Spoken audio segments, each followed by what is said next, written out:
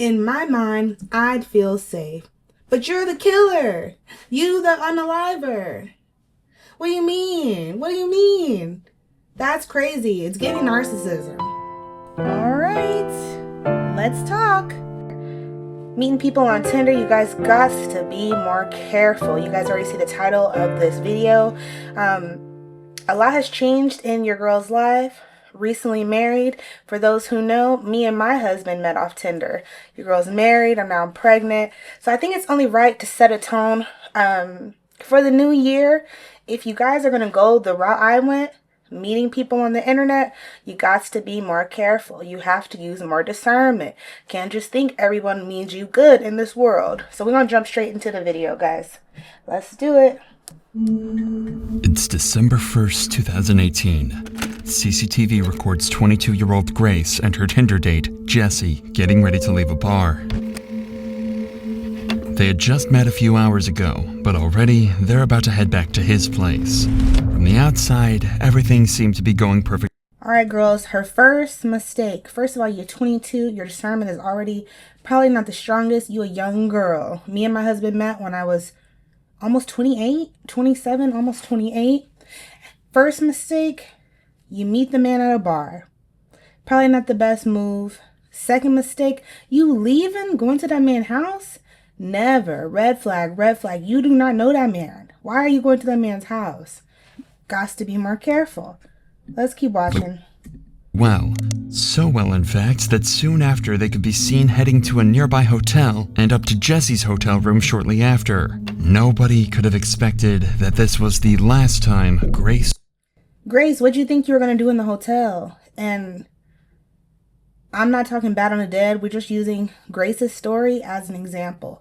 What did you think was going to happen when you met a man for only 2 hours and you're going to his hotel? We have to be more careful. You get one life, you got to protect it. Would ever be seen alive. The next day happened to be her birthday, and nobody was able to reach her all day, and the same was true even days after. It was like she disappeared off the face of the earth. Her friends and family quickly reported her missing, but to no avail. Meanwhile, Jesse was recorded on another red flag. Grace, your birthday.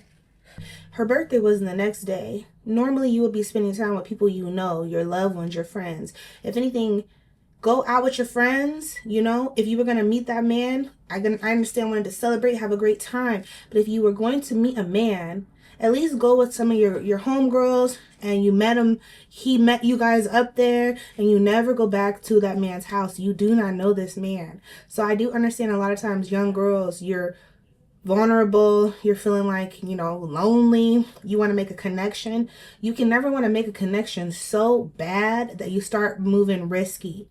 That's your downfall. That will always be your downfall. And that's to all my young girls. On CCTV out and about, going up and down the elevator, carrying cleaning supplies, and what appeared to be a suitcase. A suitcase with contents that would shock everyone to the core. And what's even worse, the killer had another date lined up. And if the cops don't intervene and arrest him quickly, this girl, as well as countless others, could fall victim to this very same man.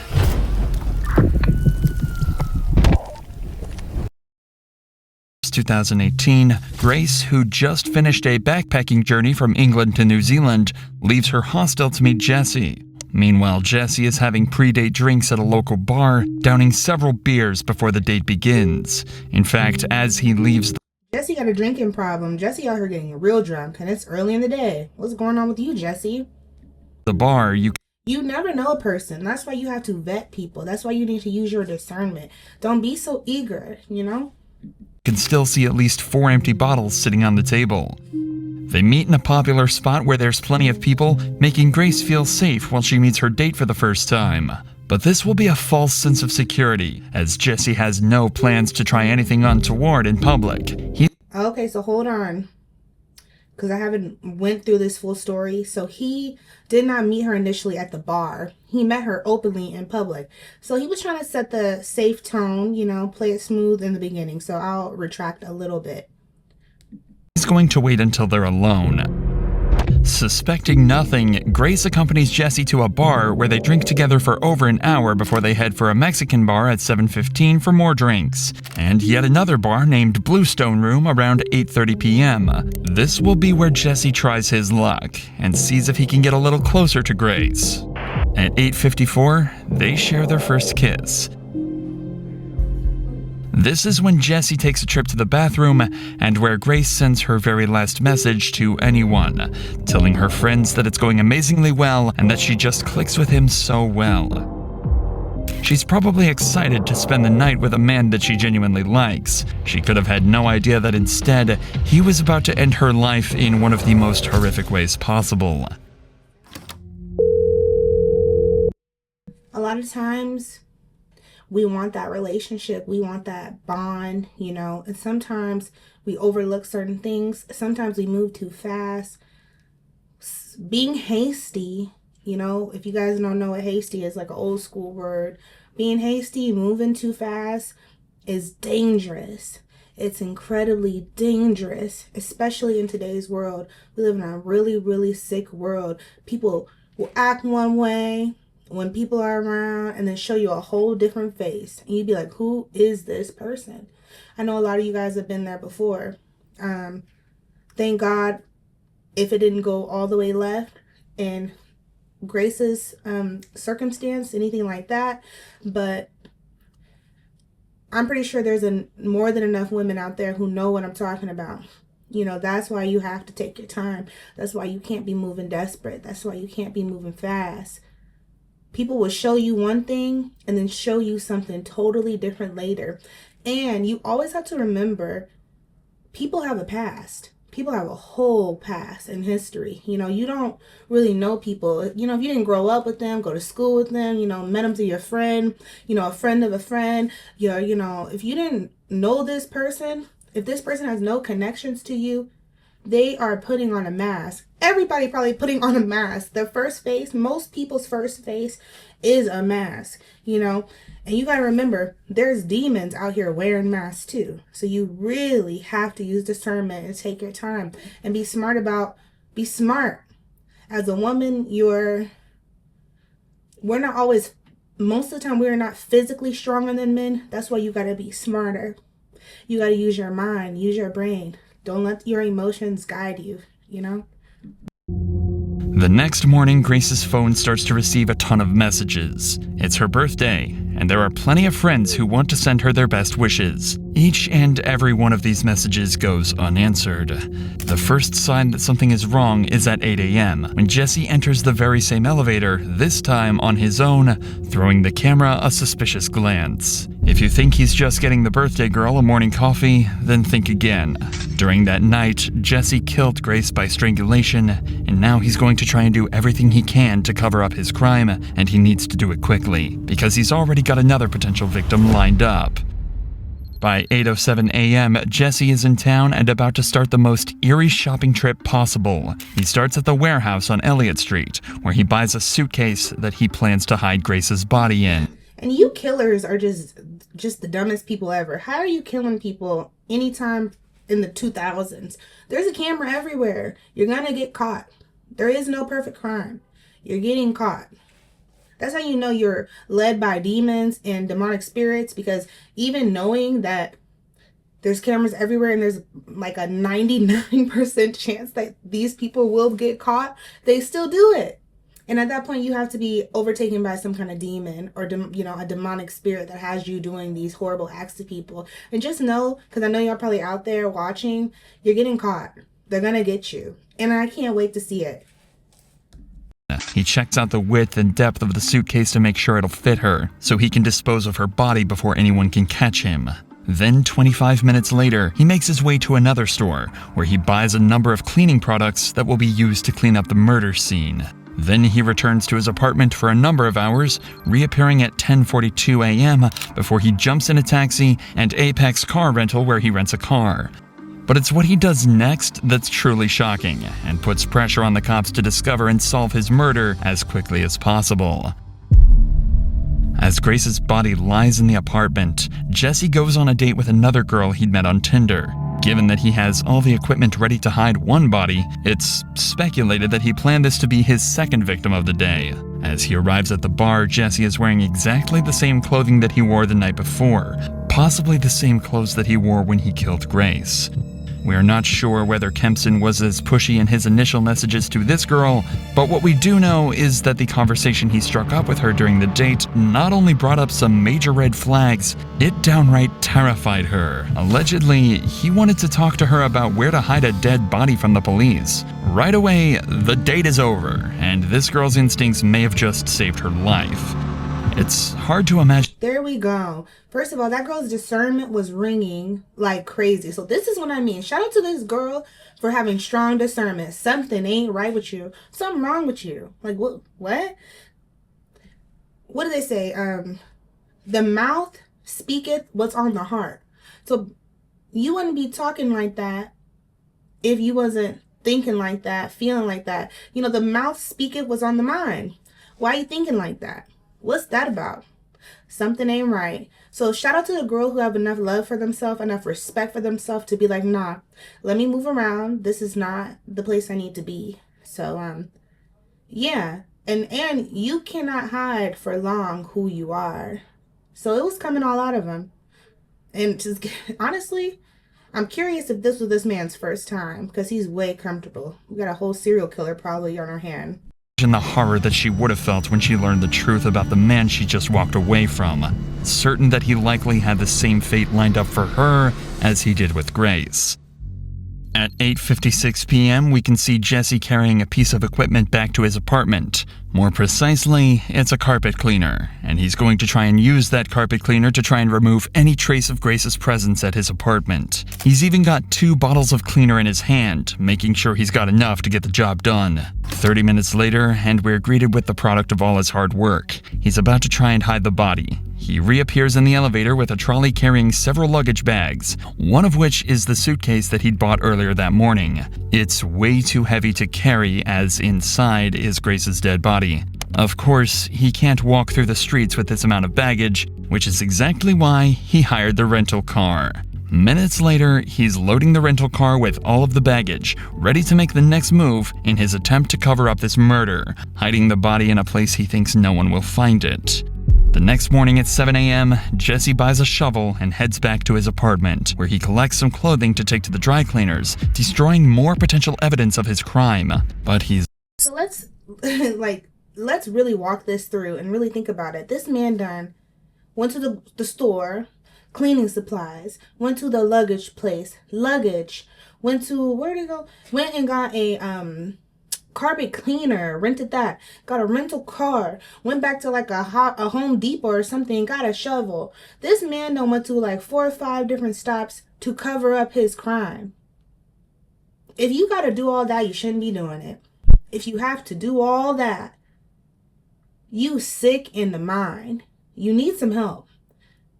You might as well just off yourself at that point. If you got to do all that to hurt other people, then to lie about it and try to cover it up, you're burying bodies.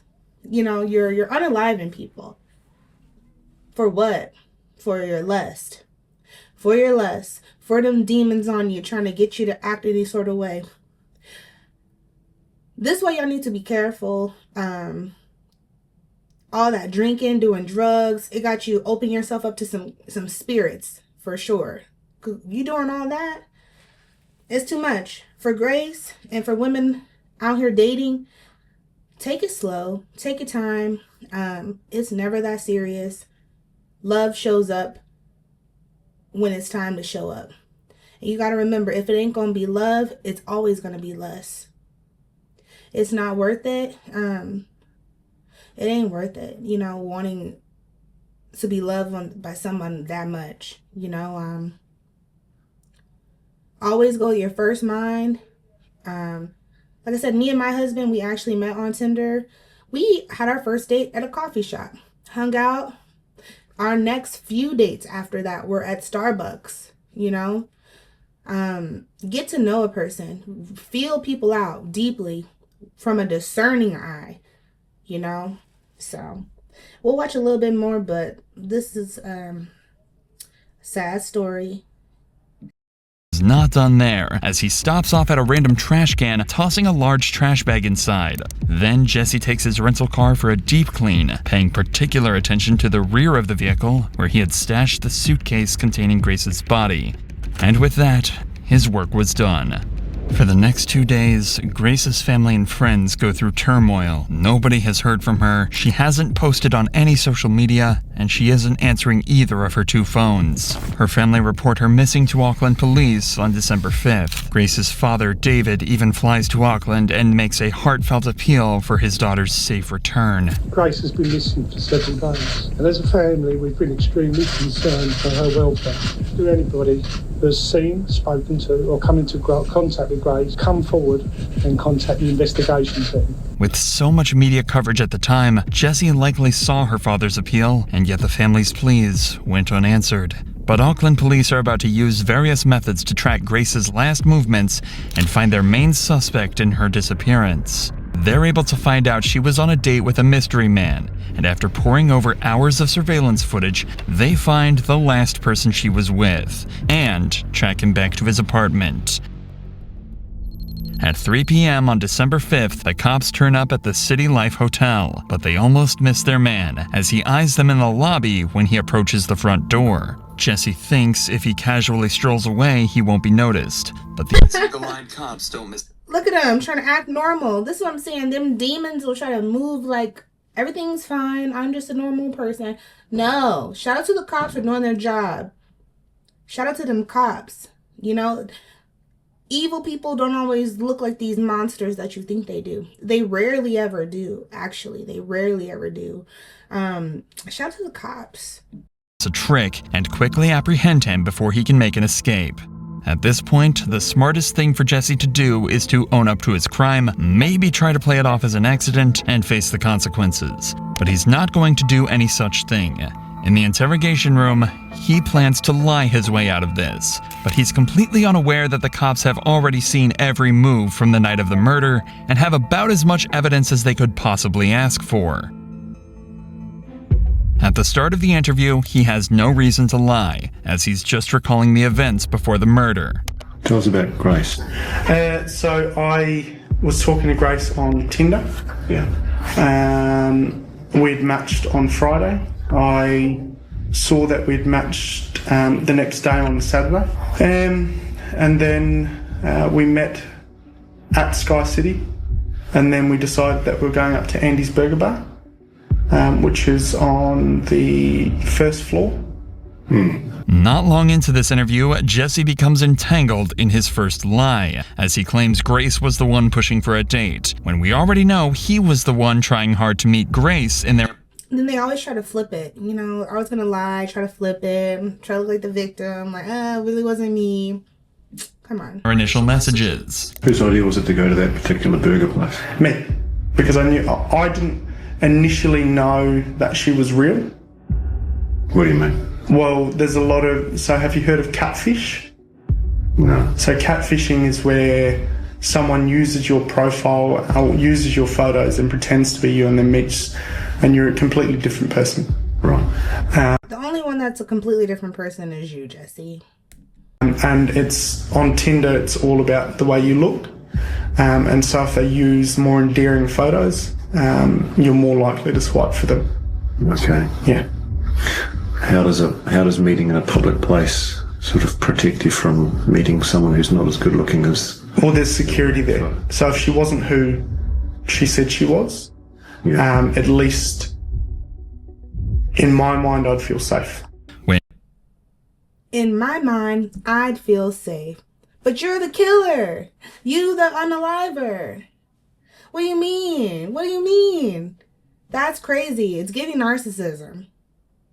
So you would feel safe. What about her? You literally took her life. You're sick and you need help. Or matter of fact, you shouldn't even just be around. You shouldn't You know what I mean? Mm-mm. Guys, I'm going to cut this short because he's going to pretty much just lie for the remainder of this video. Try to lie his way out, I'm sure. But this is a warning. It's 2026 if you guys are watching this. January of 2026. This is my first upload of the year. And this is to all my young girls. Be careful. Be careful out there looking for the man of your dreams. Be careful. All that love that you're seeking, make sure you've poured it into yourself. And whoever is for you, I promise, will find his way to you. To you. You know, focus on your discernment. Focus on this don't feel right. Always go with that instinct. Always. Never push that voice. Never push it to the side.